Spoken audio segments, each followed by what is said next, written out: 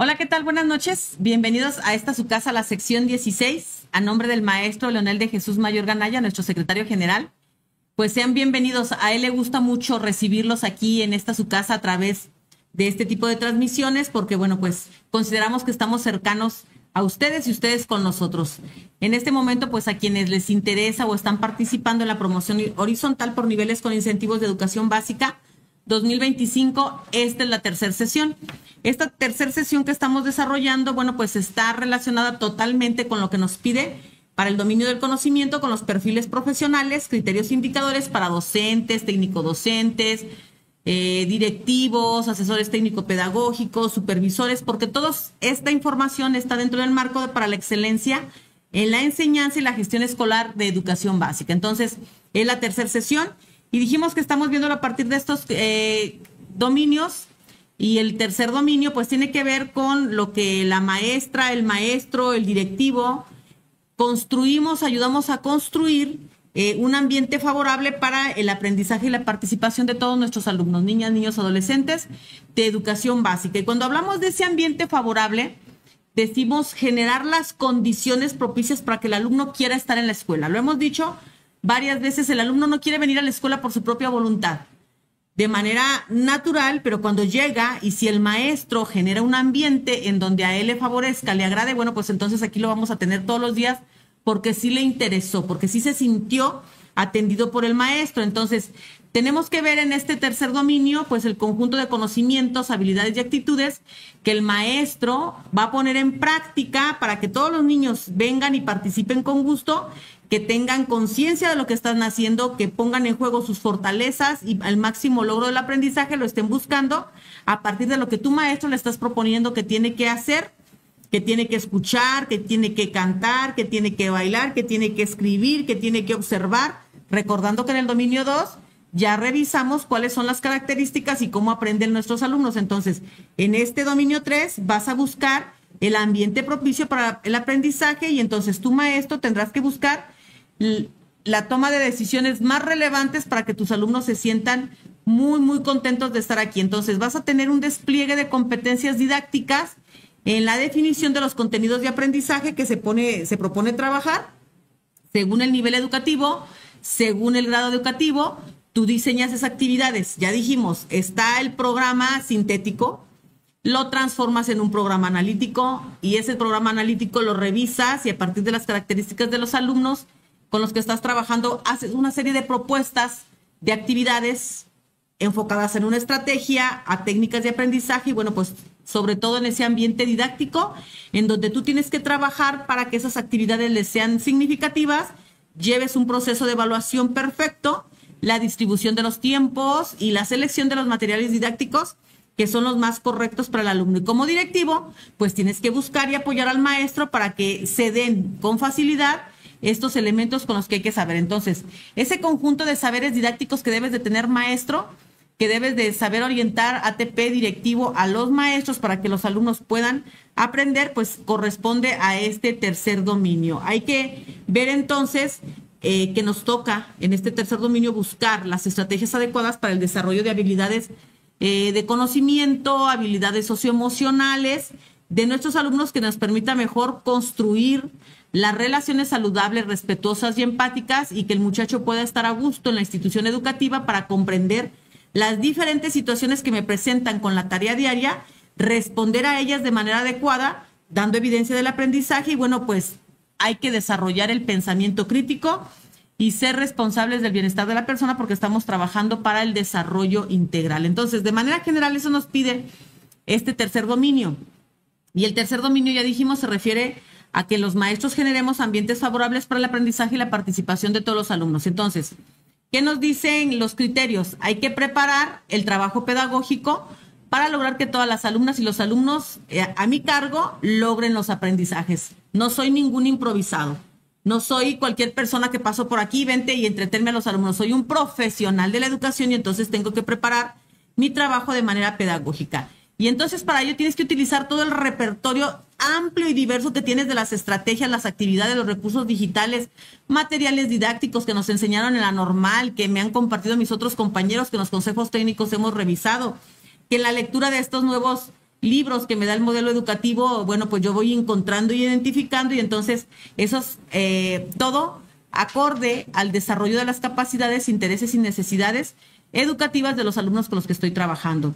También entonces nos dice que hay que desarrollar ese trabajo pedagógico con el grupo o los grupos que nos toque trabajar, en el caso de secundaria, que trabajamos con varios grupos, de modo que tengo que estar atento a favorecer el aprendizaje de todos, porque en el dominio 2 ya vi cuáles son las características de mis alumnos, cuáles son, cómo voy a sacar con el diagnóstico las necesidades de cada uno de ellos y entonces pues tengo que trabajar toda la propuesta didáctica enfocándolo a todos y cada uno de ellos.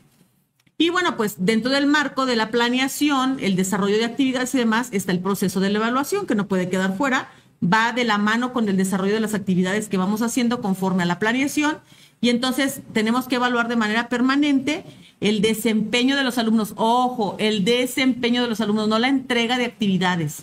La entrega de actividades se tendrá que revisar y ver cuál fue el desempeño de mi alumno para poder asignar un proceso, una calificación, una evaluación que me diga y que le diga al alumno, oye, si estás aprendiendo, te falta esto por mejorar, tal y tal.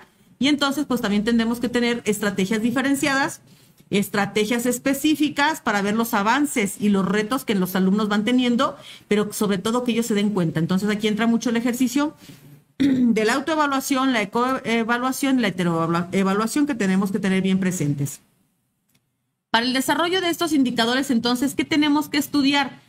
Tenemos que estudiar los programas y contenidos educativos, el plan de estudios, que es la planeación, que ya vimos los elementos que nos pide la planeación en este nuevo modelo en la sesión pasada, esa planeación por proyectos, los propósitos y los enfoques de la materia o las asignaturas que estamos trabajando, los materiales didácticos pertinentes, los saberes previos de mis alumnos, cuáles son los que deben ser, o sea, en el ciclo escolar pasado, el grado anterior, qué conocimientos adquirieron, en este grado, qué conocimientos van a adquirir, al comenzar un proyecto, qué conocimientos tienen, al término de este proyecto, qué conocimientos adquirieron y qué es lo que vamos a ir construyendo.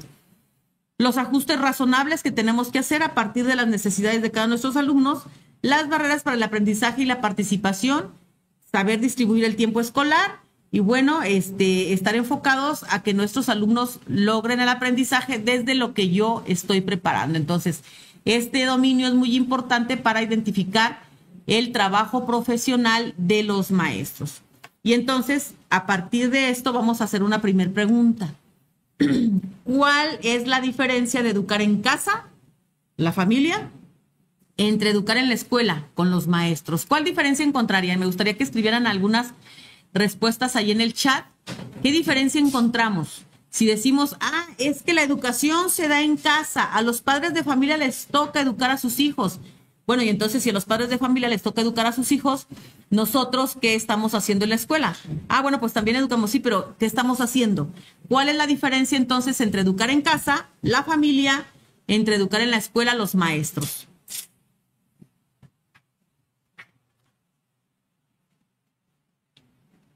Y luego, si me voy un poquito más amplia, acuérdense, también se educa, pues en todo momento estamos buscando los procesos educativos con nuestros alumnos.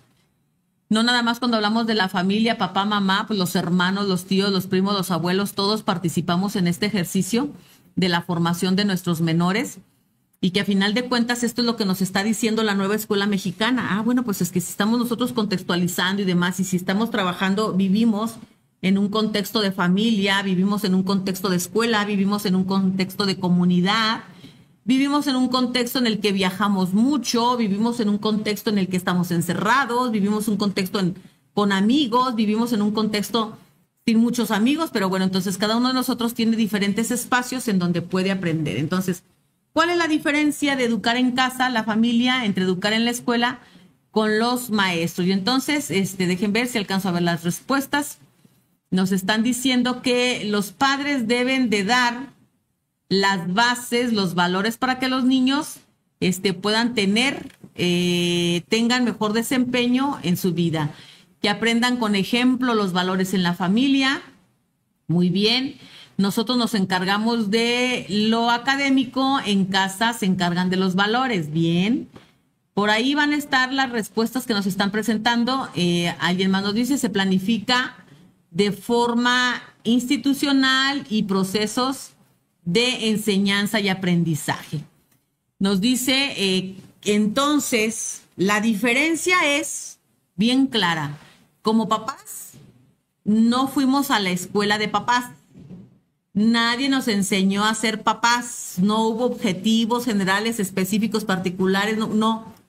Nos casamos, tuvimos nuestros hijos y para adelante, como va.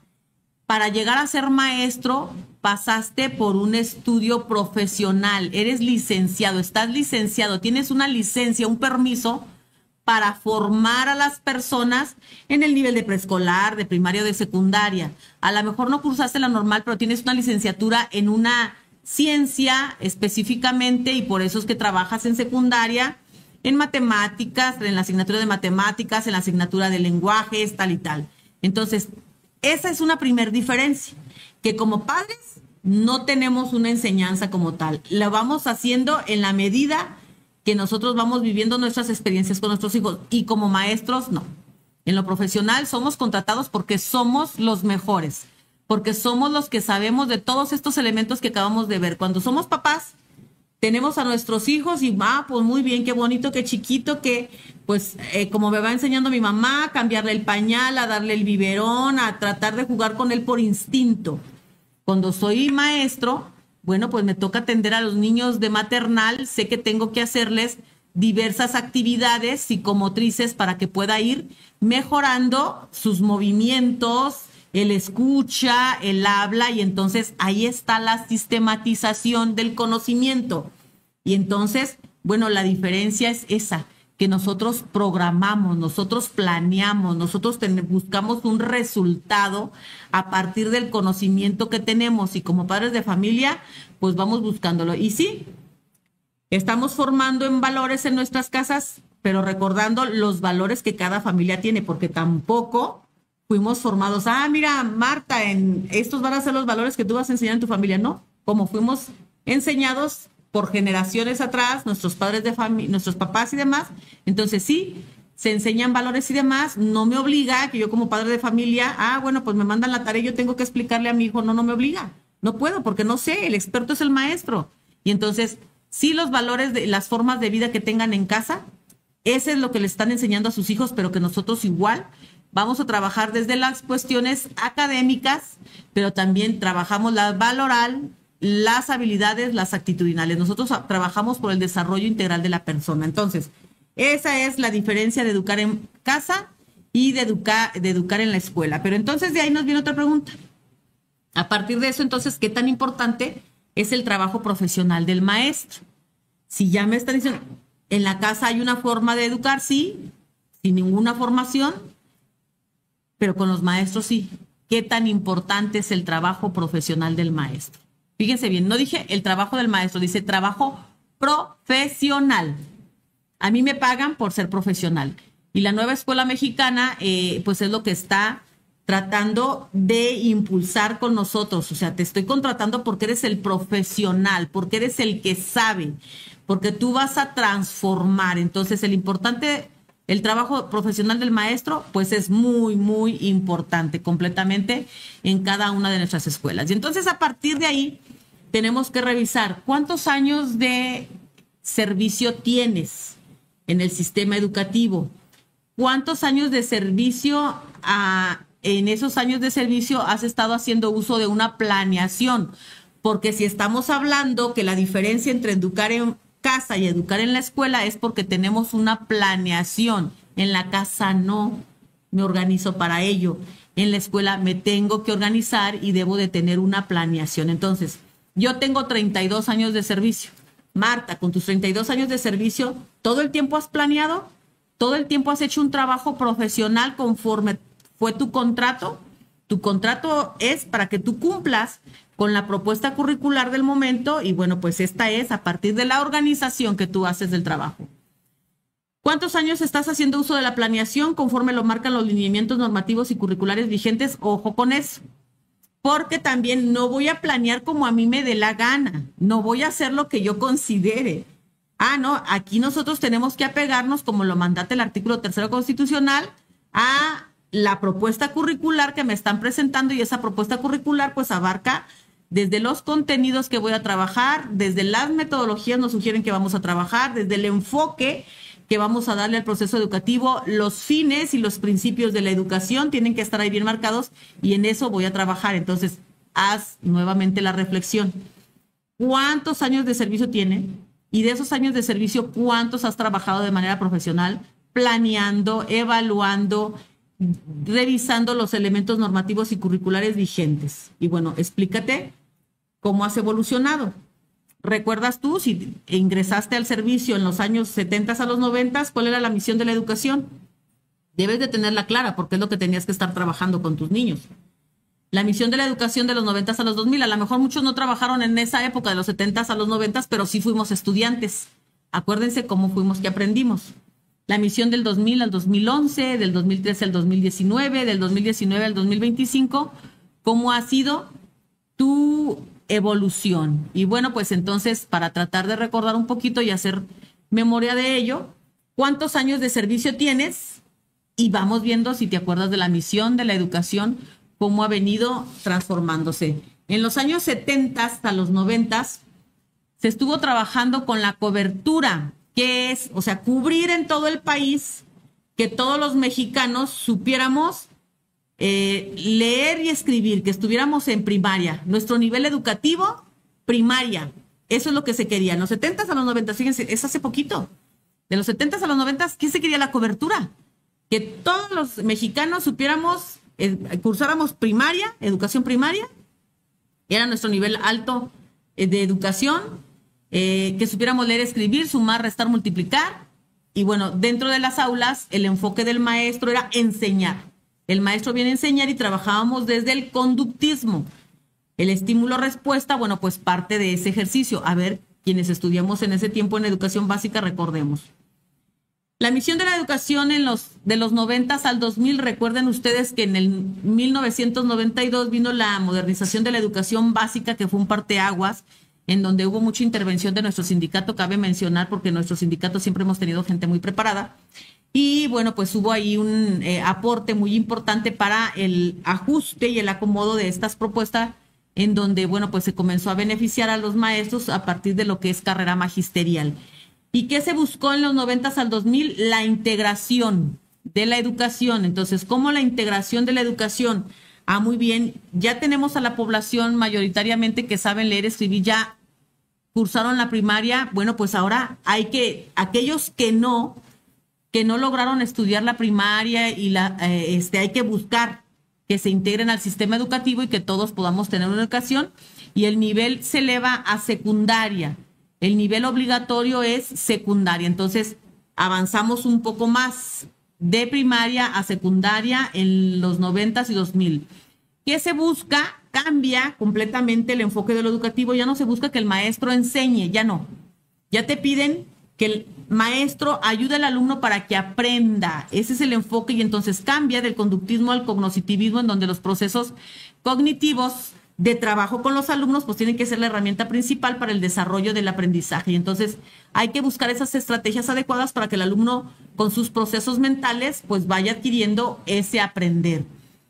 Y bueno, pues lo ideal pues que estuviéramos trabajando desde el enfoque constructivista, que, bueno, se entiende en donde el alumno tiene que buscar su propio aprendizaje.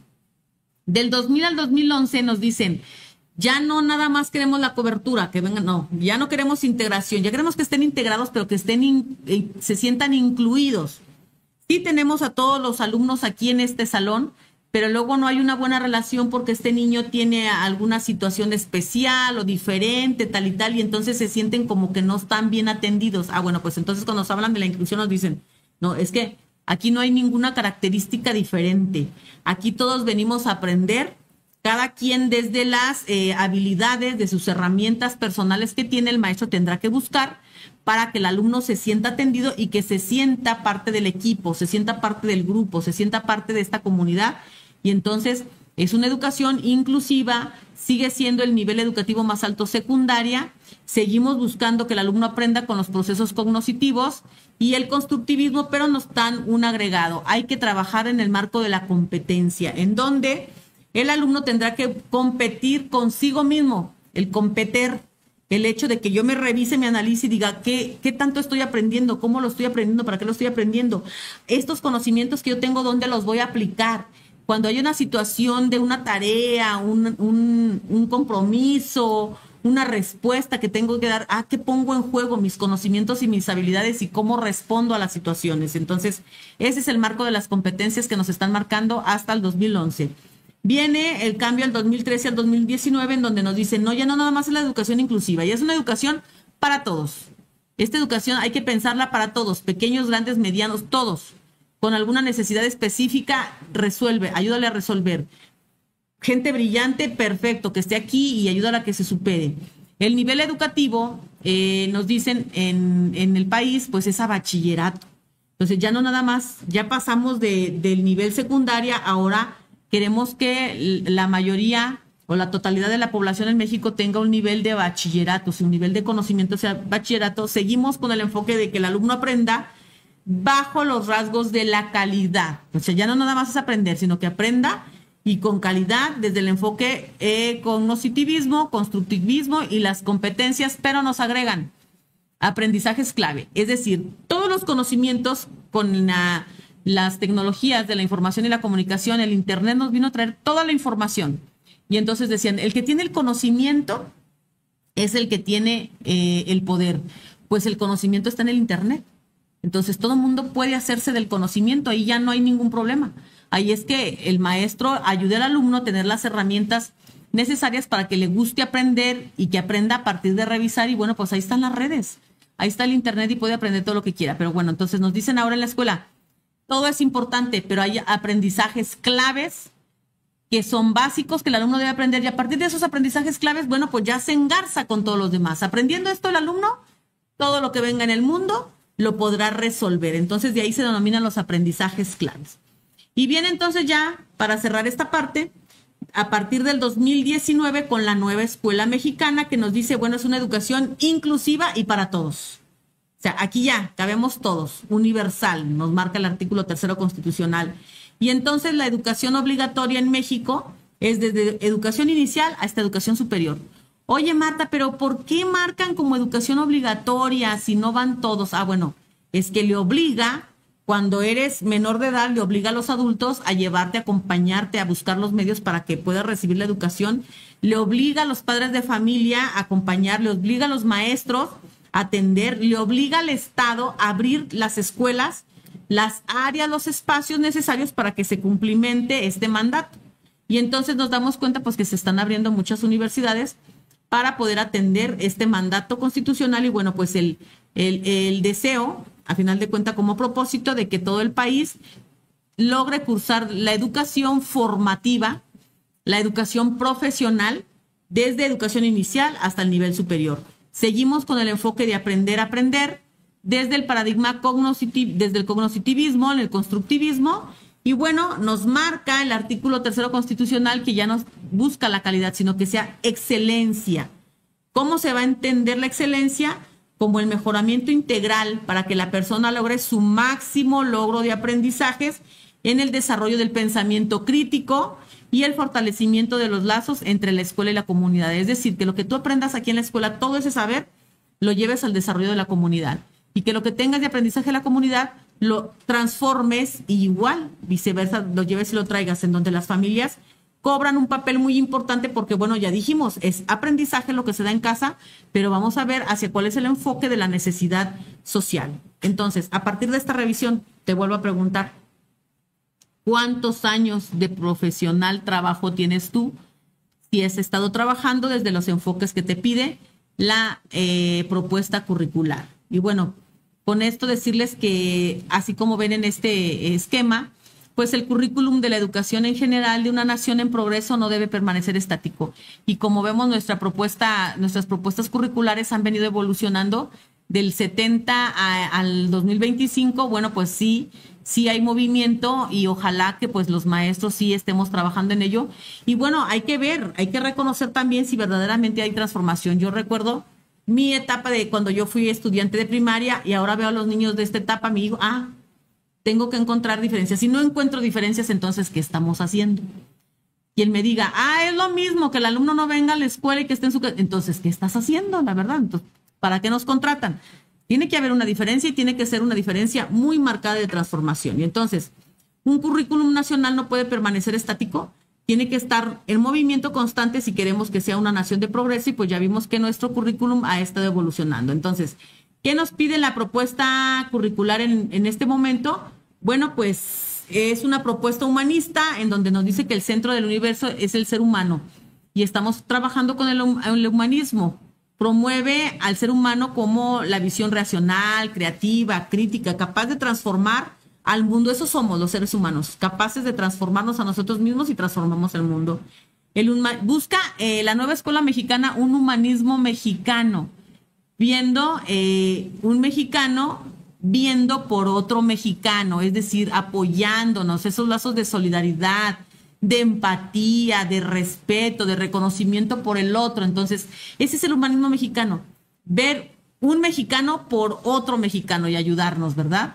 Y bueno, pues la revalorización de lo anterior, del origen, de lo empírico, recordando pues que desde el gobierno pasado se nos ha hecho mucha mención de nuestras comunidades originarias, nuestros pueblos originarios, y se está buscando rescatar la lengua de estos porque pues tienen una riqueza muy, muy grande, pues, que el conocer todo el dominio de una lengua, la cultura, cómo han vivido, y bueno, no nada más eso, más cercano, nuestras culturas de vida.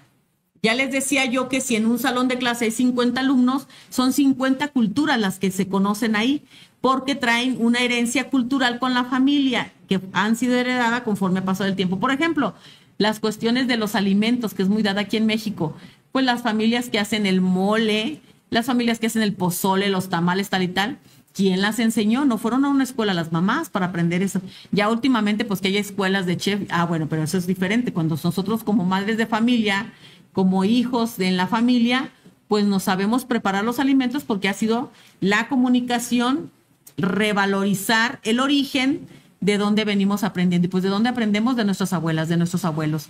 Todos nuestros campesinos, pues que no tenían la tecnología como tal, pues enseñaron a partir del conocimiento de los abuelos a mirar al cielo, a ver la posición del sol, de las nubes, de la luna, el aire, el viento, cómo se siente, si fuertes, y que cada uno de estos tiene un significado y son aprendizajes empíricos que se han tenido y que se busca revalorizar.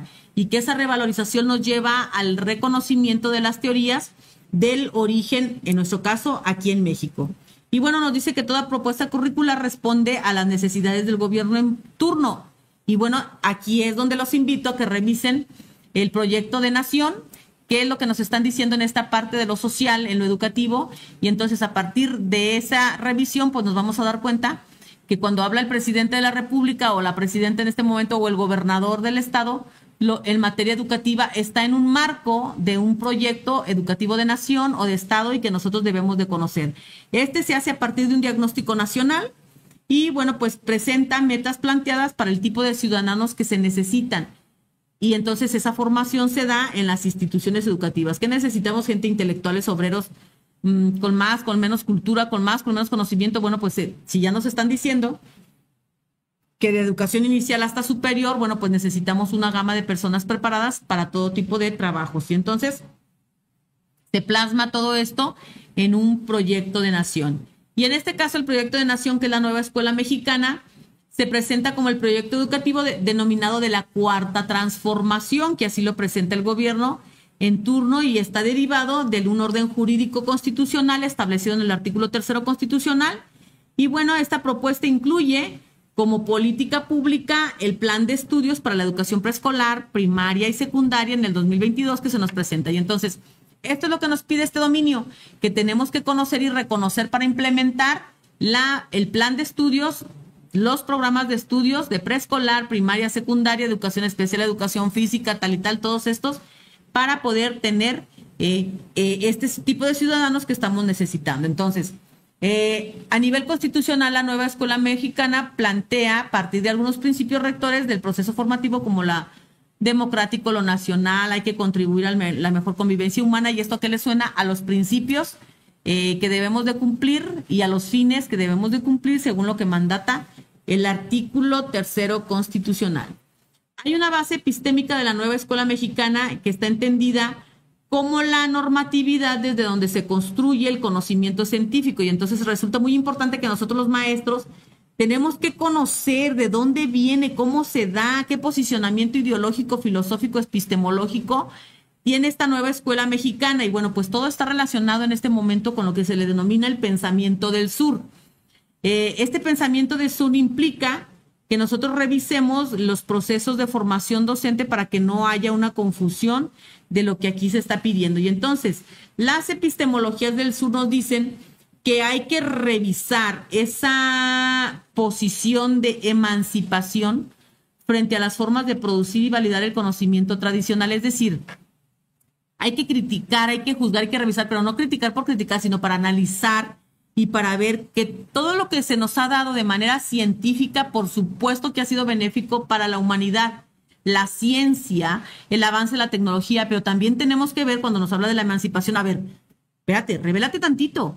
La ciencia surge a partir de la observación, la experimentación, el ensayo y el error que tuvieron con los conocimientos empíricos, y que nos referimos a lo que acabo de mencionar, el conocimiento de nuestros abuelos, de nuestros antepasados, que a partir de observar el cielo, las nubes, decían, y generaban momentos para la agricultura, y entonces se dan los conocimientos científicos después de la experimentación que no hicieron ellos. Ellos partieron de la empiria, pero otros tomaron y trabajaron la ciencia. Entonces nos dicen, es igual de valioso este conocimiento empírico que el conocimiento científico. Dale su posición, y bueno, por respecto de ello, dale su posición también a las personas que lo han trabajado así. Y entonces, tenemos muchísima información al respecto, pero nos vamos a enfocar entonces en ello, que hay que revisar la búsqueda del conocimiento y el criterio de verdad a partir de ese ejercicio de observación, de experimentación, que nos va a llevar las prácticas cognitivas en el ejercicio pedagógico de la enseñanza y el aprendizaje. Y entonces hay que revisar todo este tipo de aprendizaje. Y cuando hablamos nosotros que el alumno siempre llega con un conocimiento, pues trae un conocimiento empírico que recibió en su familia, que recibió con la relación de sus amigos. Y entonces, ¿qué nos toca en la escuela? Pues la transformación a partir de esa experimentación e investigación y el dominio de las ciencias en el ámbito de la pedagogía que somos nosotros. Y entonces, desde esta perspectiva de las epistemologías del sur, es muy importante reconocer pues que dentro del ejercicio de la humanidad, pues hay muchos sures. El sur no quiere decir que nada más sean aquellas comunidades que tienen alguna situación problemática o de aprendizaje. Cuando hablamos de estas epistemologías del sur, hablamos del conocimiento que se va generando a partir de la necesidad. Y entonces tenemos grupos muy especiales, por ejemplo, los grupos LGTB, que han buscado el reconocimiento de la sociedad de ellos y el respeto, y han hecho marchas, tal y tal, y en esas marchas han hecho congresos, reuniones, y han generado conocimiento nuevo para tratar las situaciones de los casos que ellos presentan. Por ejemplo, la adopción, por ejemplo, el casamiento, y entonces genera conocimiento y que genera formas de vida.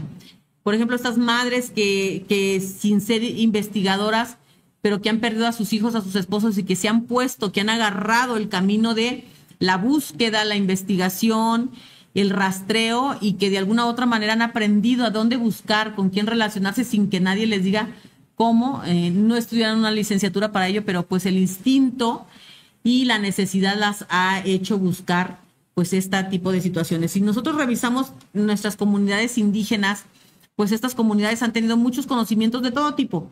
Para ello, lo que les hablaba de nuestras abuelas, pues que el mole, cómo lo preparan tal y tal, llega una persona, un chef y demás, le pone la receta que la abuela le da y le agrega ahí una ajonjolí y ya hizo una receta nueva y ya la vendió como conocimiento. Entonces, válido como era el conocimiento válido de mi abuela. Y entonces así, cada uno de estos elementos nos dice, pues que la nueva escuela mexicana parte de que tengas respeto por el aprendizaje que tienes en el contexto, el aprendizaje que tienes en la familia, el aprendizaje que tienes con los amigos, el aprendizaje que tienes con los abuelos, y que a partir de ahí también digas, puedo crecer en mi conocimiento a partir del dominio de las ciencias que me da el estar en una institución educativa. Y yo como maestro, bueno, mi responsabilidad de acrecentar el conocimiento y veracidad de un conocimiento científico con lo que yo aporte a partir de mi formación.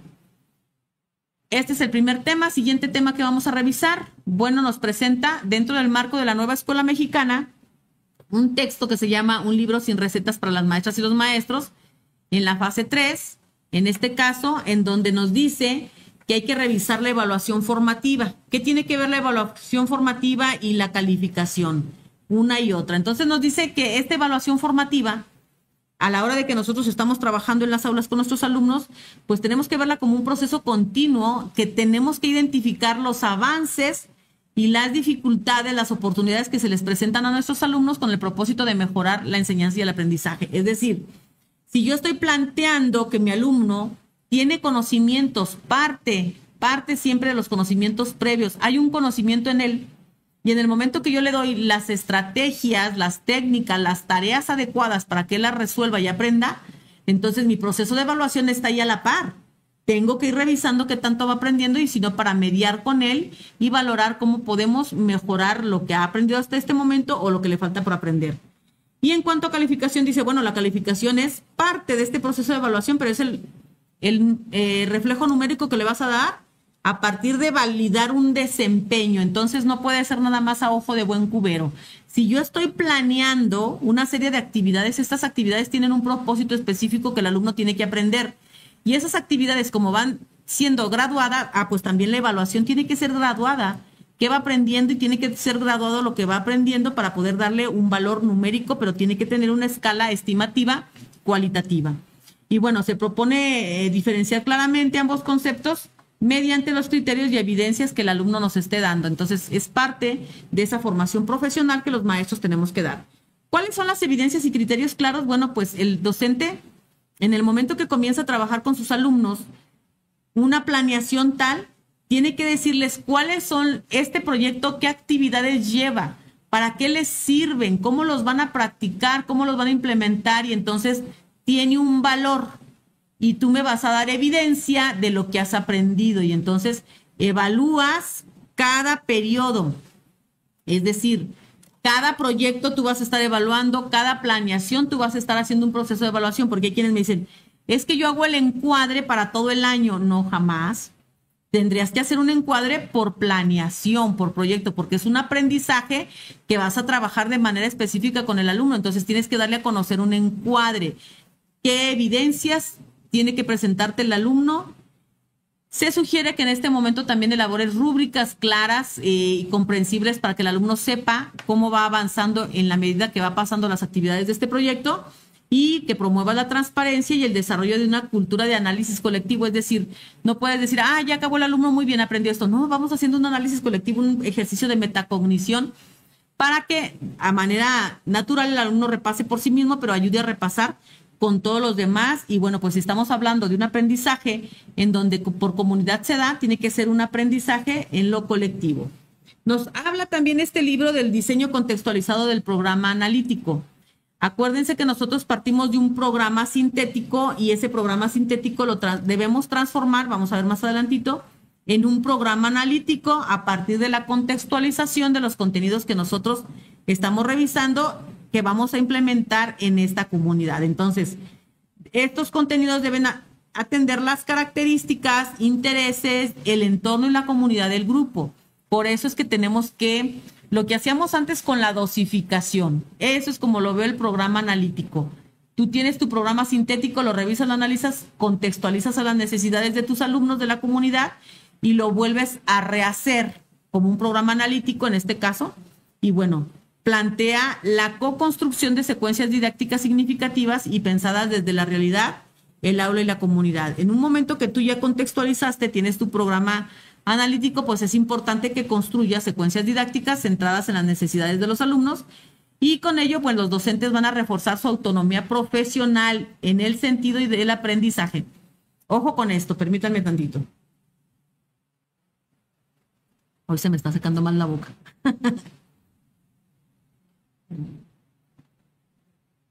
Cuando hablamos de la autonomía profesional, ¿y quién dijo? Pues es que yo soy autónomo, entonces yo voy a hacer como yo considere. La autonomía profesional tiene que ver con esta cuestión de que te dan la oportunidad de contextualizar tu programa. Entonces, esta contextualización me va a ser diferente completamente. Yo tengo un programa analítico que es para todos. Todos los maestros que estamos en tercero de primaria tenemos que trabajar con este programa, así como me lo marca, y es igualito para todos.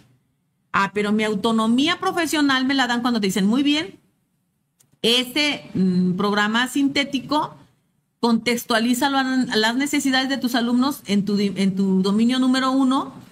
Ya revisaste todo lo que te marca el artículo 3º constitucional en el dominio número 2, las características de tus alumnos y la comunidad. Ah, bueno, pues ahí es donde tienes tú que analizar, revisar y hacer propio. Y a eso se le llama autonomía profesional en el sentido del aprendizaje del alumno. Nos habla también en este libro de las recetas, la ecología de saberes y la pedagogía crítica. Que a final de cuentas, bueno, el enfoque de la ecología de saberes, pues valora los conocimientos del entorno, de las comunidades, de la diversidad cultural. Ah, bueno, pues entonces nosotros estamos en este entorno, este es mi entorno ecológico en cuanto a la cultura que se está viviendo. Hay que ver cuáles son los conocimientos de esta comunidad, hay que reconocerlos, identificarlos y cómo los podemos aprovechar dentro del aula. Nos promueve una pedagogía humanista y crítica, es decir, ya dijimos, ver por el otro ser humano, para que el ser humano se desarrolle de manera integral, pero que también sepa hacer un análisis crítico de las necesidades de este ser humano y es ida y vuelta. Ese ser humano tiene que hacer lo mismo a la hora del aprendizaje. Y bueno, pues tú, docente, te conviertes en agente de transformación mediante el fomento del pensamiento crítico, empático y emancipador. Es decir, que siempre estés buscando cómo transformarte y transformar a la comunidad. Y cuando hablamos de ese agente de transformación, pues ya no estamos diciendo el maestro. Todos los maestros somos agentes de transformación y los directivos. Y nos los ha marcado, les decía en la sesión pasada, en cada uno de los consejos técnicos, así lo marca en la introducción. ¿Qué nos propone para esta reflexión docente? Pues ya dijimos, el codiseño. ¿Qué es el codiseño? No cualquiera hace codiseño, solamente los profesionales de la educación. Entonces, ese es el reto. Cuando les presentaba la tablita de cómo comenzamos a evolucionar nuestro trabajo profesional en 1992 con la modernización de la educación básica, hubo un choque total en el trabajo de los maestros, porque quienes trabajamos antes del 92 recordarán, trabajábamos con los cartas descriptivas, en donde ya me daban los programas con el conocimiento, contenido general, contenido específico y contenido particular, actividades generales, actividades específicas, actividades particulares. Y luego todavía se dividían en 1.1, 1.2, 1.3, o sea, nos daban ya todo bien así estructuradito, entonces ya estaba descrito, por eso carta descriptiva, ya nada más nosotros vaciábamos y nuestro proceso de enseñanza. Cuando viene la modernización del 1992 nos dijeron, aquí está su contenido, ustedes acomódenlos, cuáles son los objetivos y los propósitos. ¿Cómo no me vas a dar ya esa redacción? No, no te la voy a dar, tú la vas a tener que trabajar junto con una planeación en donde tú ya vas a irlo armando. Y entonces fue como un choque. Y cada una de estas propuestas curriculares ha sido un choque. Esta última también lo ha sido, porque me dijeron, aquí está tu programa sintético, que no lo entendíamos. ¿Qué quiere decir sintético? Pues tu programa, ahí está.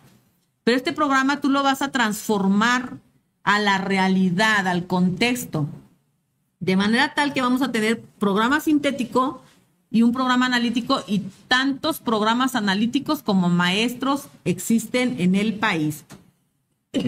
Aunque nos dicen pues que este programa analítico tiene que ser por la escuela, pero cada maestro le ponemos nuestro toque y entonces ahí está la atención a la diversidad y lo contextualizado. Pero luego, además de esto, me dicen, para la autonomía profesional, tú tienes que hacer codiseño, es decir, este es tu programa analítico, lo estás haciendo, tu programa sintético lo estás haciendo analítico, agrégale contenido.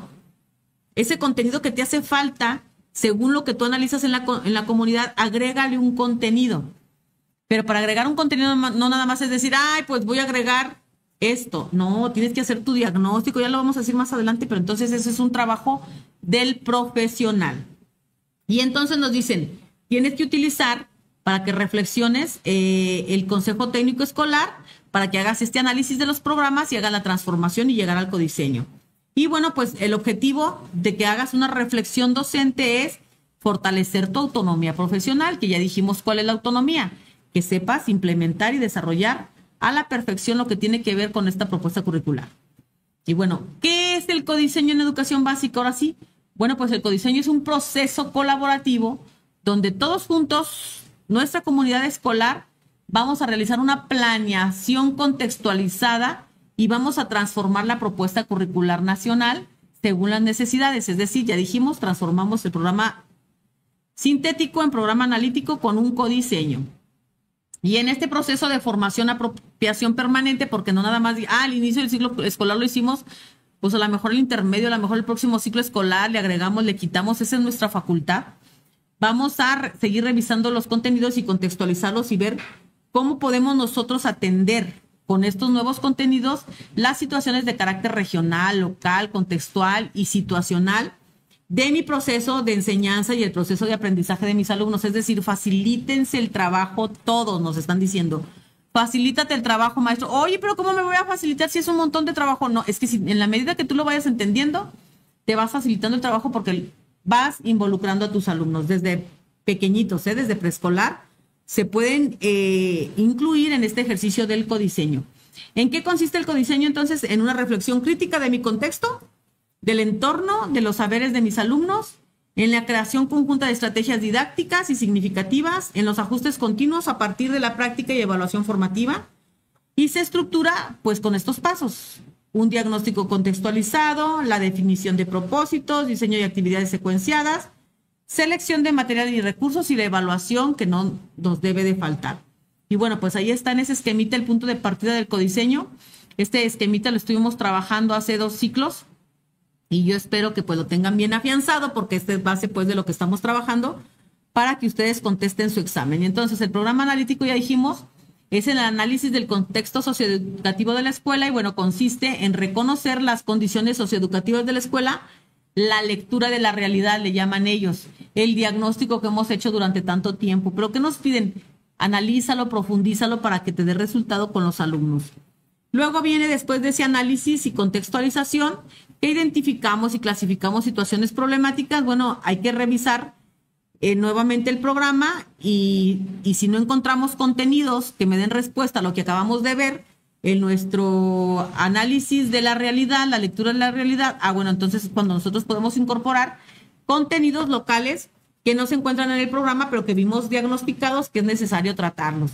Y bueno, contextualizamos ya una vez que tenemos nuestra propuesta de codiseño, hay que hacer la revisión de ese programa para encontrar posibles respuestas a todas las situaciones que se me presentan en mi contexto. Y entonces, se fijan, es un análisis constante el estar trabajando en codiseño, porque, bueno, pues parte de que requiere de una conciencia crítica, que no me canse, que no me enfade, que no me diga, ay, otra vez lo mismo el gobierno. No, no es nada de lo mismo. Son situaciones muy profundas que hay que trabajar y necesitamos la sensibilidad de permitir que podamos lograr las transformaciones sociales y no vernos limitados pues por nuestro pensamiento, que digamos, no lo quiero hacer o mis alumnos no lo quieren hacer. No, hay que sacar esto adelante. Y entonces el colectivo de la escuela vamos a deliberar qué contenidos podemos agregar a esta nueva propuesta de nuestro codiseño. Y entonces hay que ver ese diagnóstico de la escuela, del aula, hay que observar nuestro programa constantemente, hay que ver y responder a las condiciones sociales y hay que estar trabajando en los consejos escolares todo el tiempo. Y bueno, pues nunca vamos a dejar de contextualizar y siempre vamos a tener una respuesta para codiseños. Quien me diga, es que yo no tengo necesidad de un codiseño, bueno, pues probablemente no te has puesto a revisar a profundidad las necesidades de tus alumnos, pero hay muchas escuelas que han hecho el ejercicio del codiseño desde los días festivos, desde el 20 de noviembre, desde el 16 de septiembre, desde el Día de Muertos, y así estas fechas las toman para poder hacer un ejercicio de codiseño con un contenido que lo adaptan o que buscan un nuevo contenido para poder atender a la necesidad local de esta comunidad. Y bueno, aparte del codiseño, hacen una planeación en donde acuden a la interdisciplinariedad, que también es otro de los elementos que quiere la nueva escuela mexicana, y participan varias asignaturas en esto y hacen unos proyectos muy padres. A eso se refiere la cuestión del codiseño. Aquí cerramos con este tema que nos da y vamos a ver otro tema que tiene que ver con el plan de estudios para la educación preescolar, primaria y secundaria 2022 que nosotros tenemos que conocer. Este plan de estudios pues es la base de nuestro trabajo. Oye, Marta, tú me dijiste que era el artículo 3º constitucional. No, el artículo 3º constitucional lo es todo, ¿eh? y de ahí pues se deriva lo demás. Pero este plan de estudios nos va a decir pues lo que quiere el artículo 3º constitucional que se logre y lo que nosotros tenemos que lograr a través de la implementación de los programas de estudio y con este dominio 3 que me dice con los mejores elementos didácticos, pedagógicos, estratégicos para que mi alumno logre aprender. Y entonces, ¿cuál es el enfoque principal del plan de estudios? Bueno, pues nos dice que es un plan, una propuesta curricular inclusiva, participativa, contextualizada, aplicable a todo el territorio nacional para revalorizar la profesión docente y fomentar el aprendizaje significativo. Y entonces ahí están las palabras claves que siempre les he dicho van a aparecer porque son la base del artículo 3º constitucional. Inclusiva, participativa, contextualizada y nosotros como profesionales al centro. El plan de estudio nos habla y nos refiere a la nueva escuela mexicana porque propone la nueva escuela mexicana una escuela democrática que desarrolle una ciudadanía con derechos humanos y justicia social, reconociendo la diversidad cultural y lingüística familiar de los estudiantes. Es decir, esa nueva escuela mexicana se suma a los fines de la educación.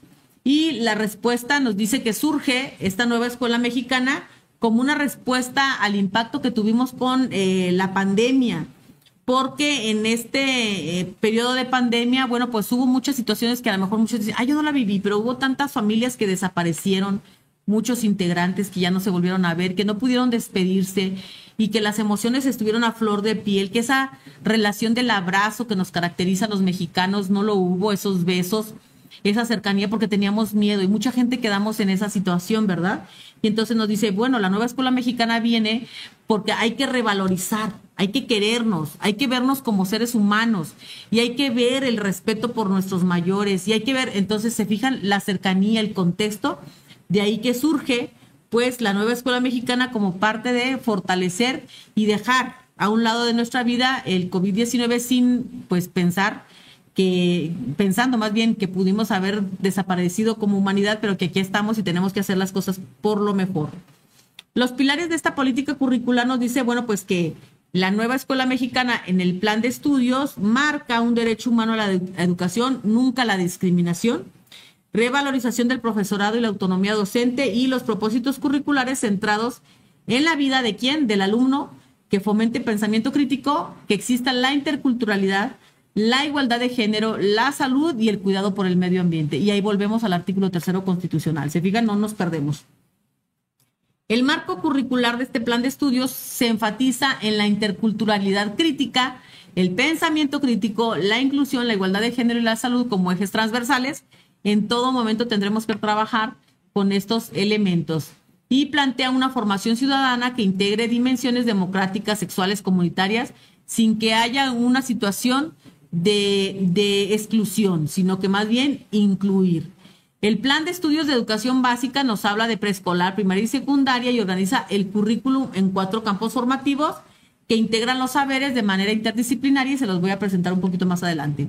Y porque cada uno de estos campos formativos agrupa asignaturas o áreas de conocimiento para formar aprendizajes significativos que tienen que ver con la contextualización de la comunidad. Y ahí les vamos a presentar el cuadrito de los campos formativos que van para educación básica, ya sabemos lenguajes, saberes y pensamiento científico, ética, naturaleza y sociedad, del humano y lo comunitario. Y entonces ahí están las disciplinas que cada uno de los campos formativos tiene que tocar para acrecentar esos aprendizajes en cuanto a conocimientos, en cuanto a habilidades, en cuanto a destrezas, en cuanto a conductas de nuestros alumnos y que ahí están cada una de las disciplinas que se tienen que trabajar, porque estos campos buscan favorecer la educación de manera interdisciplinaria. No nos hemos animado muchos maestros en las escuelas a trabajar con la interdisciplinariedad, sobre todo en secundaria, en donde los maestros, pues cada uno de nosotros trabajamos una disciplina y pues la carga horaria depende, pues no podemos conjuntarnos los tiempos tal y tal, pero en el momento que nos vayamos animando a integrar de manera interdisciplinaria algún contenido, pues los alumnos también van a ir viendo el mundo de manera mucho más natural. Entonces ahí está todos los elementos del campo formativo que tienen que ver con el plan de estudios. Esta propuesta curricular nos dice que se fundamenta en estas situaciones muy importantes, se fundamenta en la comunidad como un eje integrador en donde el entorno familiar, social y cultural articula los procesos de enseñanza-aprendizaje. Entonces, por eso es muy importante esa relación familia, comunidad, escuela. nos habla el plan de estudios del aprendizaje como experiencia formativa. Esta experiencia, bueno, pues hay que promover actividades vivenciales, culturales, artísticas y reflexivas. Y ahí está este dominio número 3.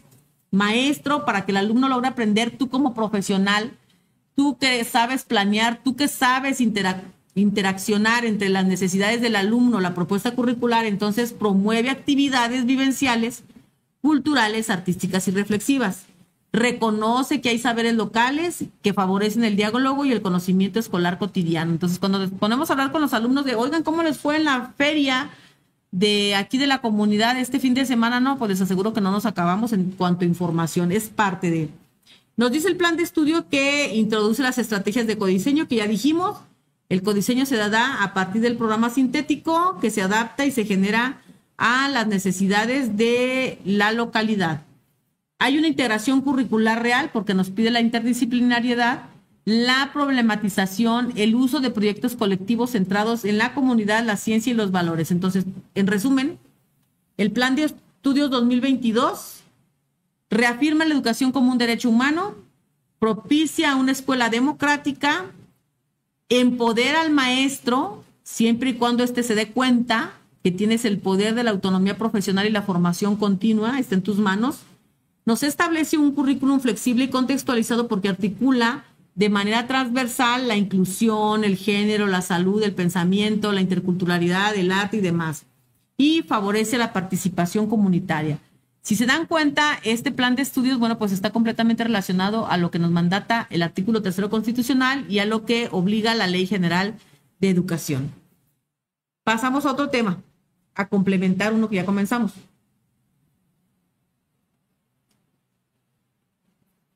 ¿Qué es el programa sintético?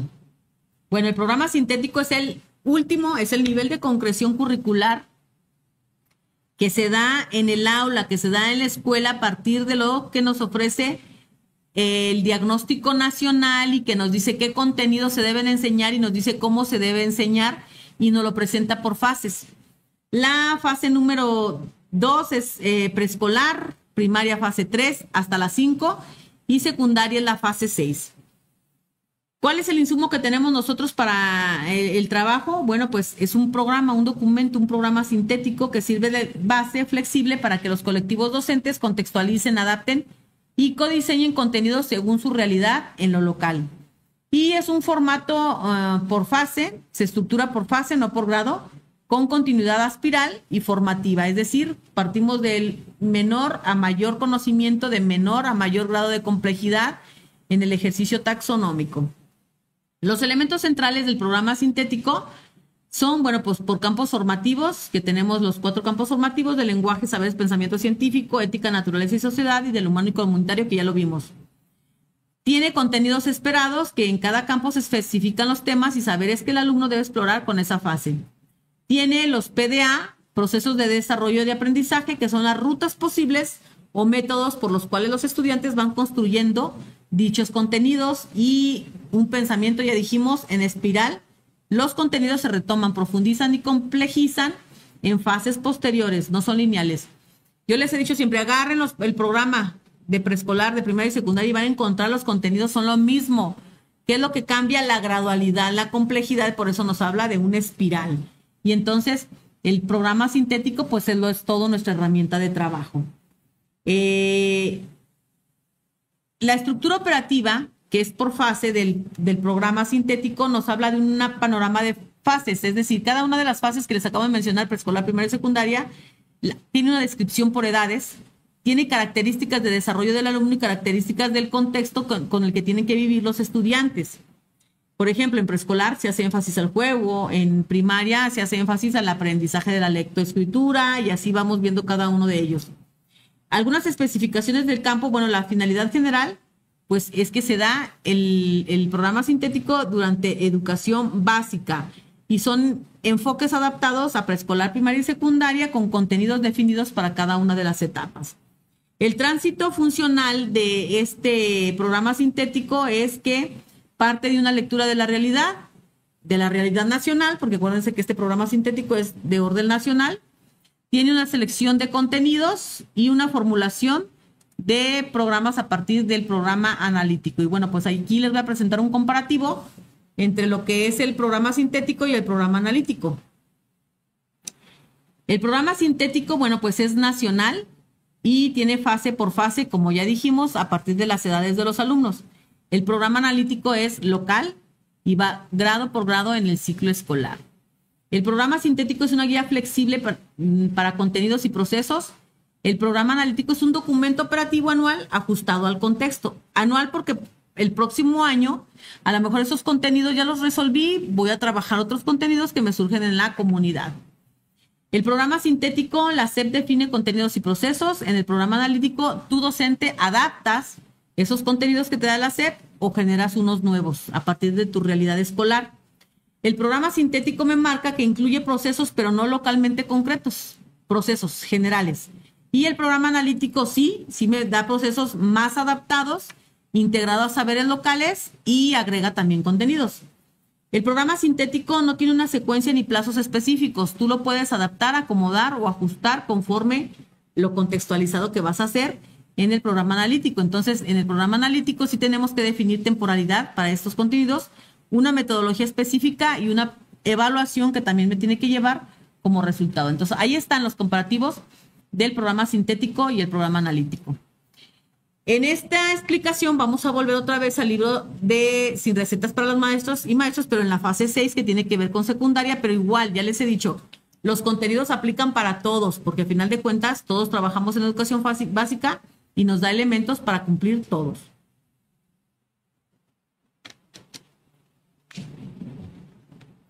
Este libro de Sin Recetas, un libro sin recetas, nos habla de la subalternidad, en donde nos dice que el docente debe identificar y visibilizar esas relaciones asimétricas en el aula y la escuela. O sea, es decir, tienes que comprender que tienes muchos elementos diferenciados con tus alumnos, cada uno de ellos tiene propuestas de trabajo, propuestas de vida, propuestas de formación en sus hogares. Y entonces aquí también nosotros como trabajadores, como maestros, aunque somos 6 en la primaria, cada uno trae sus experiencias bien marcadas. Entonces nos dice que hay que atender todas esas necesidades de todos nuestros alumnos y las propias para que nosotros tengamos un programa analítico que se convierta en la herramienta que nosotros debemos de estar trabajando por ello. Entonces, los sujetos subalternos nos dice ya sean por género, origen, cultura o socioeconómicos, pero van a estar presentes. Y bueno, hay que ver qué saberes vamos a limitar o qué saberes vamos a no tocar en este momento y la urgencia de valorar esa diversidad como punto de partida para la transformación educativa. Aquí es donde está la autonomía de los maestros profesionales. Nos presenta una estrategia para fortalecer la comunidad educativa. Recordando que este dominio número 3 son las actividades, estrategias que tú desarrollas para que el alumno logre aprender a partir de cuáles son las necesidades de los alumnos y cuál es la necesidad de la comunidad y del programa en sí. Y entonces, hay una estrategia clave, hay que invitar a los estudiantes, presenta una estrategia que se llama reconocimiento de las subalternidades. Nos dice que es una estrategia clave en donde invita a estudiantes a identificar quiénes son ignorados, silenciados o marginados en la historia, en la comunidad y en la escuela. El propósito es promover una conciencia crítica de las desigualdades y crear condiciones para una educación más justa e inclusiva. Nos da ejemplos de lo que nosotros podemos hacer a partir de estas estrategias del libro Sin Recetas. Otra estrategia es la fogata. ¿Qué es la fogata? Una metáfora y estrategia que remite al espacio seguro para conversar, escuchar y compartir experiencias. Y se aplica en espacios grupales, dando prioridad a la escucha activa, se fomenta la confianza y se reconocen las experiencias individuales como fuente del saber. En el aula se puede trabajar en círculos de diálogo, ensambles escolares o actividades de presentación personal ligados al tema de clase. Nos está dando este libro algunas estrategias porque estamos en el dominio 3, en donde hay que ver cuáles son las estrategias, las técnicas, las actividades más adecuadas a nuestros alumnos. Nos presenta otra estrategia que se llama el diálogo horizontal, que implica superar relaciones verticales entre docentes y estudiantes con una aplicación de crear momentos de copensamiento y coconstrucción del conocimiento y con técnicas sugeridas como la pregunta generadora, discusión en grupos, análisis de dilemas, estos reales o del entorno. Otra estrategia más que nos presenta se llama los acuerdos comunitarios, que se presenta como normas de convivencia construidas de forma colectiva con la finalidad de generar un clima de respeto, participación y corresponsabilidad.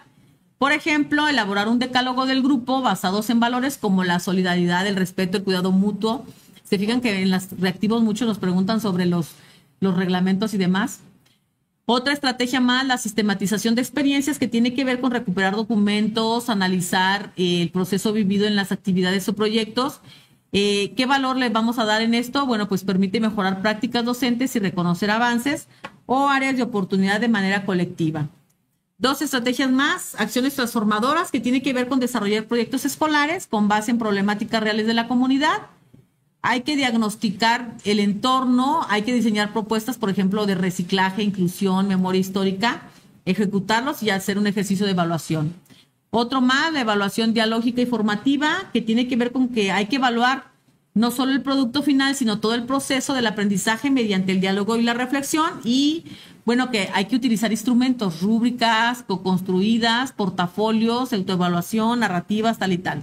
Entonces, este libro en este apartado nos presenta algunas estrategias que nosotros podemos utilizar y se fijan, me lo marca para la fase 6, pero lo podemos usar en todas las fases adaptándolos a las características de cada uno de nuestros alumnos.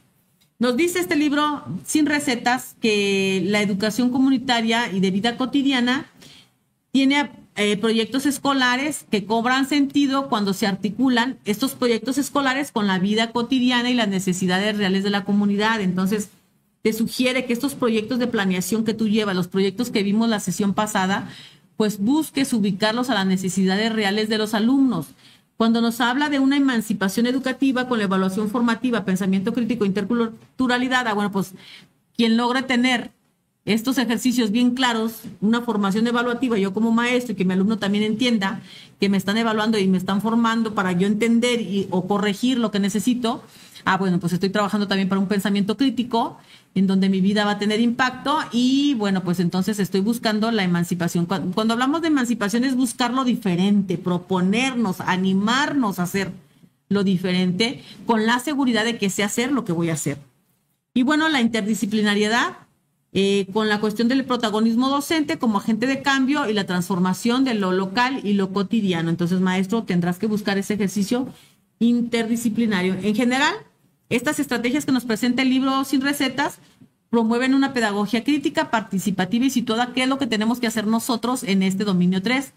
Todas las actividades o todas las estrategias técnicas que implementemos tendrán que estar enfocadas en la pedagogía crítica, la participativa y situada. Hay que impulsar el trabajo colaborativo, la inclusión y la transformación social desde la escuela, y hay que reafirmar al docente, nos reafirmamos nosotros como agentes de cambios y de constructores de saberes de todo lo que sucede en mi comunidad. De ahí la importancia de ser maestro profesional.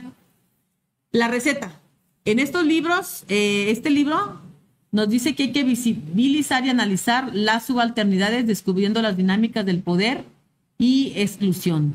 Hay que tejer comunidades educativas mediante procesos de participación y sistematización. Hay que conectar los proyectos escolares con la vida cotidiana y hay que dar un enfoque de reflexión, adaptación e innovación pedagógica en todo lo que nosotros hagamos.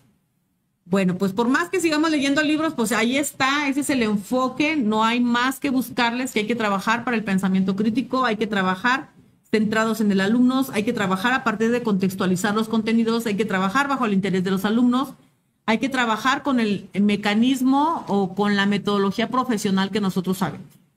Y entonces, pues queremos invitarlos a resolver algunos reactivos, de manera que se den cuenta cómo vamos a seguir trabajando en la prueba.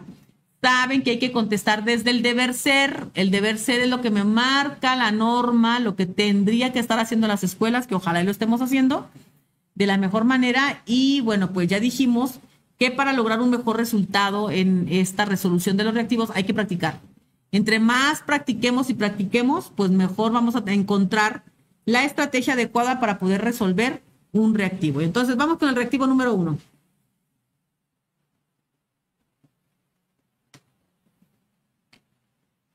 Dice, la maestra Miriam trabaja en una comunidad rural con fuerte tradición agrícola.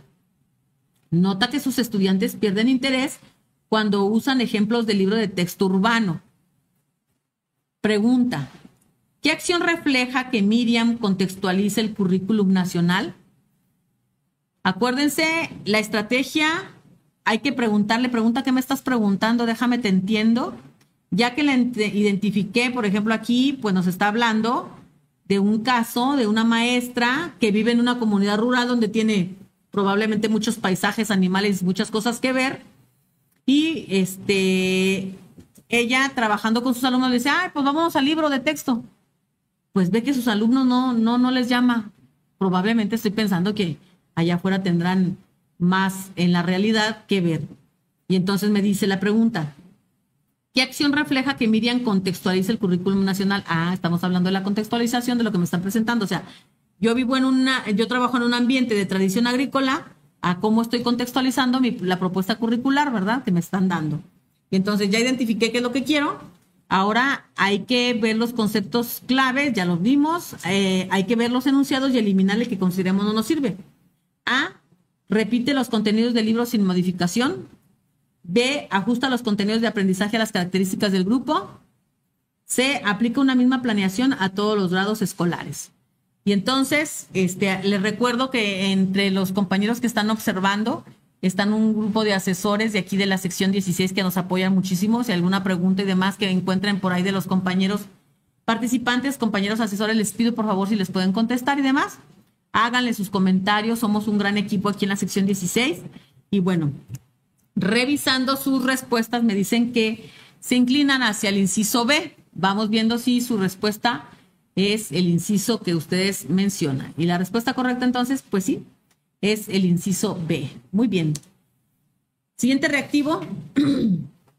El profesor Enrique propone a su grupo debatir sobre el uso de redes sociales en adolescentes, invitando a investigar, argumentar y contrastar ideas. Es decir, pues nos pone a trabajar con las cuestiones de un debate, como lo vamos a hacer tal y tal.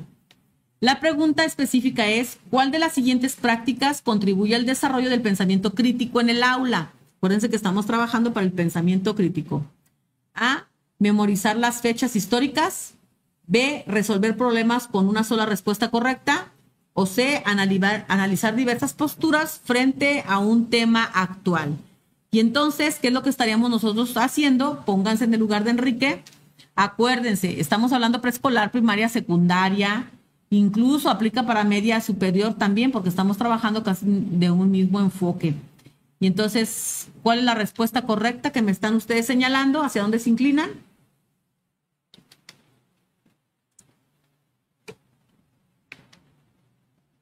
Se inclinan hacia el inciso C. La respuesta correcta en este caso, así es, hay que analizar diversas posturas frente a un tema actual. Eso nos toca. Siguiente reactivo. La maestra Daniela permite que sus estudiantes trabajen en equipos, resuelven retos matemáticos y aprenden de sus errores sin sentirse avergonzados. Ah, qué padre contexto. Pregunta, ¿qué estrategia favorece este ambiente de participación sin miedo al error? Acuérdense que estamos viendo el dominio número 3, donde hay que ver todos estos elementos como estamos trabajando. ¿Qué estrategia favorece este ambiente de participación sin miedo al error? A, corregir en público a quien se equivoca. B, generar actividades de colaboración y retroalimentación positiva. O C, aplicar exámenes sorpresa para evidenciar errores. Y entonces, ¿a cuál nos vamos?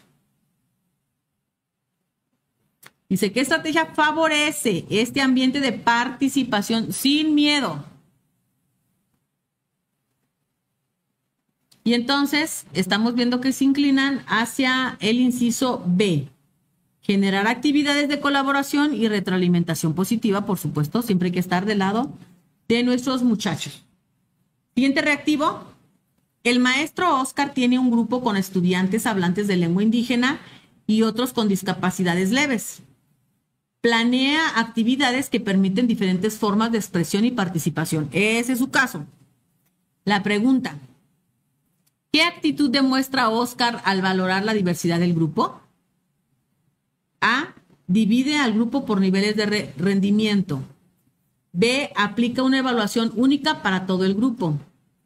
C, adapta estrategias a las necesidades y entornos de cada estudiante. ¿Qué es lo que tiene que hacer para demostrar esa actitud que valora la diversidad del grupo?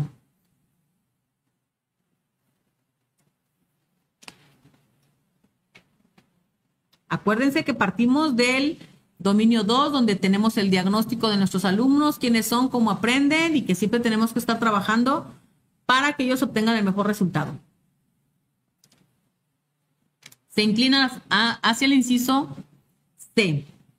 Vamos viendo, la respuesta correcta es la C. Muy bien. Llevan 4 de 4. Siguiente reactivo. La profesora Carla diseña una actividad donde sus alumnos deben elaborar una receta saludable con ingredientes disponibles en su comunidad. Acuérdense que estamos trabajando pues con la comunidad. Pregunta. ¿Qué características tiene esta actividad para ser inclusiva y significativa? A. Es simple y repetitiva. B. Relaciona los contenidos con la vida cotidiana del alumno. C. No permite la participación grupal. Y entonces, se fijan que en estos reactivos estamos teniendo las palabras claves, en este caso, inclusiva y significativa, la actividad. Porque, bueno, pues está hablándonos que hay que elaborar esas recetas disponibles en la comunidad. También estamos contextualizando. Se inclinan hacia el inciso B y vamos viendo su respuesta. Sí, la respuesta que están mencionando exactamente. Hay que relacionar los contenidos con la vida cotidiana de nuestros alumnos para que esto les pueda dar mejor. Siguiente reactivo. Ese está mal, pásatelo. Ándele, ese es el bueno. La maestra Rebeca evalúa constantemente a sus alumnos mediante portafolios, rúbricas y observaciones, adaptando su enseñanza según los resultados. Miren qué bien la maestra. La maestra Rebeca evalúa constantemente a sus alumnos mediante portafolios, rúbricas y observaciones, adaptando su enseñanza según sus resultados. La pregunta concreta. ¿Cuál es una función del docente al evaluar continuamente al alumnado? A. Calificar únicamente al final del ciclo escolar. B. Recoger información para ajustar su práctica pedagógica. O C. Aplicar la misma prueba a todos sin considerar diferencias. Y entonces nosotros revisamos y hay que ver pues cuál es la que nos está dando pues esa evaluación continua de nuestros alumnos, qué es lo que nos está pidiendo, nos está mandatando la nueva escuela mexicana. Se están inclinando hacia el inciso B, vamos viendo la respuesta. Y bueno, pues efectivamente hay que recoger información para ajustar la práctica pedagógica. Eso es la evaluación, recabar esa información que nos den los alumnos. 7. El maestro Julián promueve el diálogo en clase sobre cómo manejar la frustración y fomenta la empatía entre compañeros. Este es el caso. Pregunta, ¿qué tipo de actividades favorecen el desarrollo socioemocional? A, las que promueven la empatía, el respeto y el autoconocimiento. B, las que se centran solo en el contenido académico. B, las que se centran solo en el contenido académico. Y C, las que fomentan la competencia entre pares. Entonces, ¿qué actividades favorecen el desarrollo socioemocional? Acuérdense que estamos trabajando para el desarrollo de conocimientos, los conocimientos socioemocionales en la práctica de las habilidades, bueno, pues entran también como parte muy importante de nuestra propuesta curricular. El inciso se está inclinando a el A. Vamos viendo. La respuesta correcta dice que sí. Nosotros tenemos que promover la empatía, el respeto y el autoconocimiento con ese tipo de actividades que hay que favorecerlas. Muy bien. Reactivo 8. La profesora Lidia selecciona videos, textos y juegos interactivos que reflejan el contexto cultural de su comunidad escolar. Pregunta, ¿qué debe considerar Lidia al seleccionar materiales y recursos didácticos? A, que estén disponibles sin importar su pertinencia. B, que sean pertinentes para las necesidades e intereses de grupo. C, que sean los mismos que usó en ciclos anteriores. Muchos maestros luego usamos eso, ¿verdad? Nos dan resultados y decimos, se vuelve a usar, pero bueno, hay que ver. Hay que considerar la selección de materiales y recursos didácticos a partir de lo que nos está diciendo la profesora Lidia, cómo le está haciendo. Y entonces, que inclinan sus respuestas hacia el inciso B. Vamos viendo la respuesta que nos está presentando. Y nos dice que sí, que hay que buscar esos materiales que sean pertinentes para las necesidades e intereses del grupo, porque estamos partiendo de ello, acuérdense. 9. En clase de ciencias, la maestra Gloria nota que algunos estudiantes no comprenden un experimento. Decide rediseñar la actividad incorporando apoyo visual y trabajo en parejas.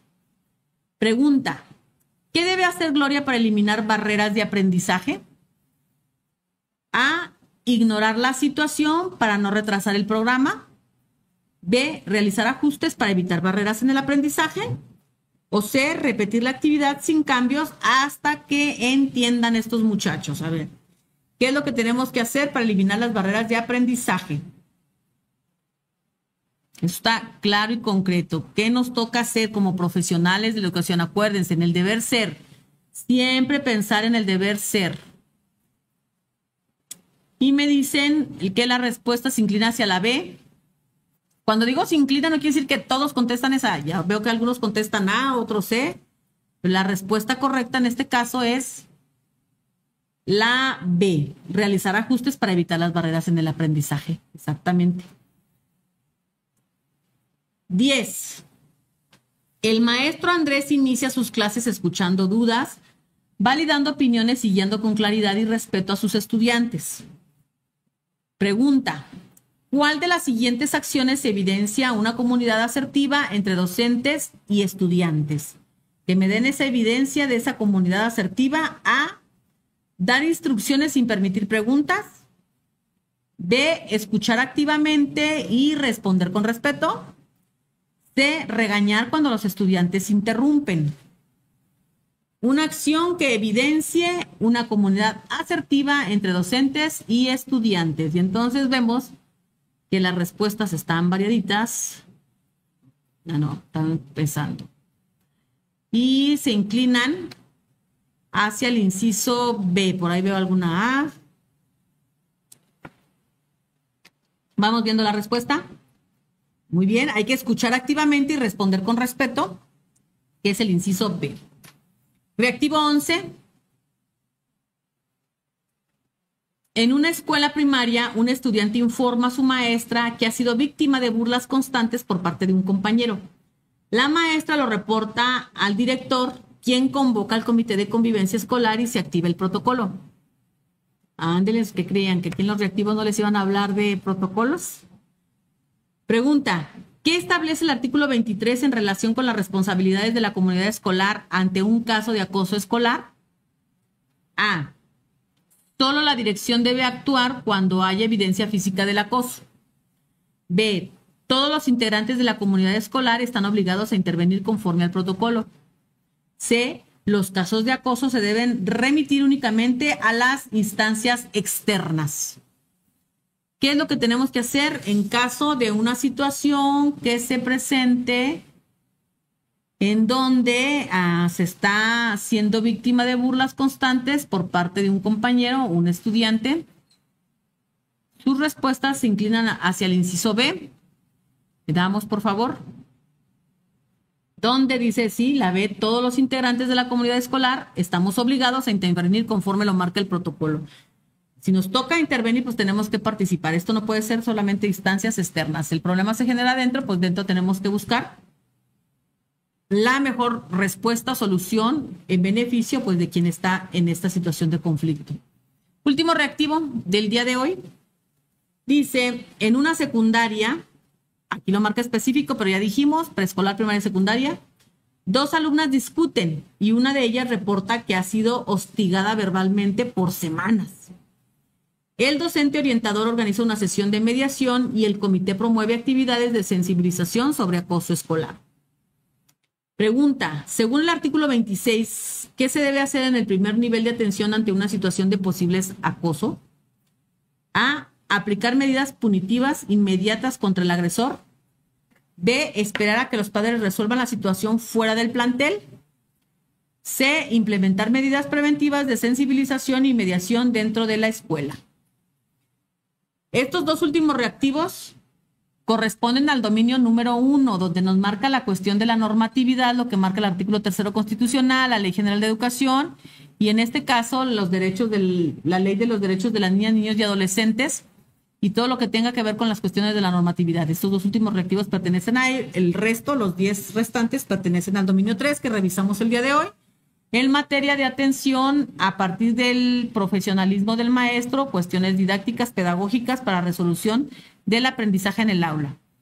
Me dicen que se inclinan sus respuestas al inciso C. Vamos viendo.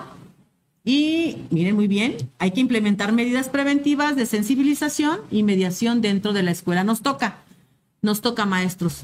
Oigan, les quiero presentar y les quiero decir que el maestro Leonel de Jesús Mayor Ganaya, nuestro secretario general, ha estado haciendo mucho trabajo en conjunto con el Comité Ejecutivo Seccional, y ahí les presento esa imagen en donde es la portada de ahí de su Facebook, donde marca su hashtag que lo hemos estado trabajando durante toda esta gestión, unidad y lucha.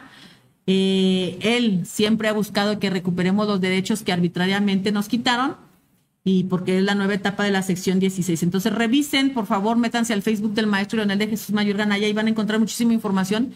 Estos días ha estado subiendo mucha información respecto del calendario escolar, cómo se ha venido modificando. Ya sabemos que hay muchas situaciones de controversia, pero la mayoría de nosotros estamos contentos, pues porque hemos estado recuperando derechos que se nos habían perdido, y que bueno, pues vamos comenzando y lo estamos haciendo muy bien. Hay mucha información, ahí viene también ahorita de lo más reciente, un artículo que nos habla de la victoria del CENTE, nos dicen adiós a Lucicam, y bueno, pues hay que leerlo, porque hemos estado por muchos años de lucha, los compañeros, todos los que estamos en el Sindicato Nacional Trabajadores de la Educación, el maestro Alfonso Cepeda Salas, ahorita desde el Comité Ejecutivo Nacional y desde su cercanía en el Senado, bueno, pues está apoyando porque él conoce, porque él sabe, porque él tiene la información y tiene el pulsar de todos nosotros, y está impulsando pues a que se dé este adiós a Lucicam. Ahí está, como parte de los trabajos que hemos estado haciendo aquí en la sección 16 y en el Sindicato Nacional de Trabajadores de la Educación. Revisen, métanse a la página del maestro Leonel al Facebook, y bueno, pues ahí les estamos informando. También les pido por favor que revisen mis redes, aquí también en la sección 16, y pues yo soy mesa de diálogo. Les he estado presentando un QR para que, bueno, pues ahí metan, ahí tengo diferentes opciones que puedan ustedes seguir revisando estos videos y muchos más que se han ido grabando a lo largo de las capacitaciones que hemos venido dando. ¿Qué me queda decirles? Sigan practicando, nos queda un dominio más, el 4º dominio que vamos a ver la siguiente semana, y les quiero comentar algo.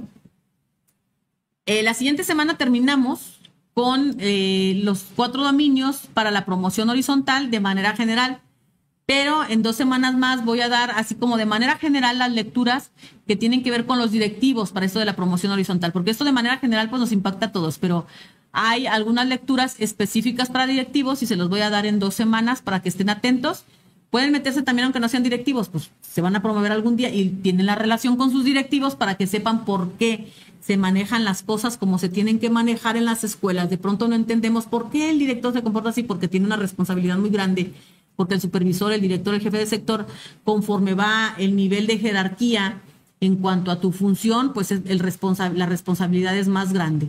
Sí, entonces hay muchas cosas que necesitamos conocer. Si eres docente igual, puedes meterte, conoce para que sepas cómo trabaja tu director. Entonces en 2 semanas más vamos a tener nada más temática de textos que tenemos que revisar los directores. Y sigan practicando. En un rato más va a subir Marco aquí en este mismo liga del YouTube, un documento en PDF donde vienen varios reactivos, como les he dejado en otras sesiones, para que ustedes practiquen, porque practicar es lo que les va a ayudar a resolver mejor el examen. Mi nombre es Marta Beatriz Mesa Rojas, soy secretaria de Finanzas aquí en la sección 16. Me acompaña el maestro Marco, el maestro Saúl, aquí siempre en estas grabaciones. Y pues a nombre del maestro Leonel de Jesús Mayor Ganaya, nuestro secretario general, y bueno, pues desde el enfoque que nos da el maestro Alfonso Cepeda Salas, secretario general del CENTE, uno somos todos y todos somos uno. Estamos aquí para apoyarnos y pues me va a dar mucho gusto verlos cuando ustedes logren su promoción horizontal. Por lo pronto y me despido, nos vemos la siguiente semana. Buenas noches, gracias a mis compañeros asesores que están en línea apoyándonos y bueno, pues aquí nos vemos la siguiente semana. Muchas gracias.